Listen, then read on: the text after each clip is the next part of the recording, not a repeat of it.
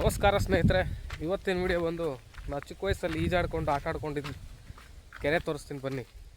ಈ ಕೆರೆಯಲ್ಲಂತೂ ತುಂಬ ಮೆಮೊರೀಸೇ ಇದೆ ಗಾಯ್ಸ್. ಏನಂದರೆ ಬೆಳಗ್ಗೆ ನಾವು 7 ಗಂಟೆ 8 ಗಂಟೆಗೆ ಬಂದುಬಿಟ್ರೆ ಕೆರೆಗೆ ಇಲ್ಲಿ ಜೇನುಗಳು ಕಿತ್ಕೊಂಡು ಈಜಾಡ್ಕೊಂಡು ಆಟ ಆಡಿಕೊಂಡು ಸಂಜೆ ಹೋಗ್ತಾ ಇದ್ದಿದ್ದು ಮನೆಗೆ. ಈಗ ಫೀಲೆಲ್ಲ ಬರೋದೇ ಇಲ್ಲ.